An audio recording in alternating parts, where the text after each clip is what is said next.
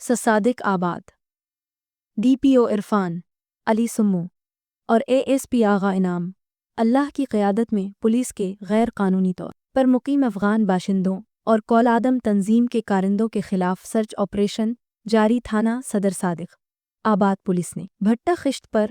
Labour کے طور غیر قانونی 6 خاندانوں کے 43 افراد کو ہولڈنگ سینٹر منتقل کر دیا۔ ضلع کے 3 تھانوں میں دکان و مکان افغانوں کو کرایہ پر دینے اور کالعدم تنظیم کی تشہیر کرنے پر مقدمات درج کر لیے گئے۔ صادق آباد، ڈی پی او عرفان علی سمو اور اے ایس پی آغا انعام اللہ کی قیادت میں پولیس کے غیر قانونی طور پر مقیم افغان باشندوں اور کالعدم تنظیم کے کارندوں کے خلاف سرچ آپریشن جاری تھانہ صدر صادق آباد پولیس نے بھٹہ خشت پر لیبر کے طور غیر قانونی 6 خاندانوں کے 43 افراد کو ہولڈنگ سینٹر منتقل کر دیا۔ ضلع کے 3 تھانوں میں دکان و مکان افغانوں کو کرایہ پر دینے اور کالعدم تنظیم کی تشہیر کرنے پر مقدمات درج کر لیے گئے۔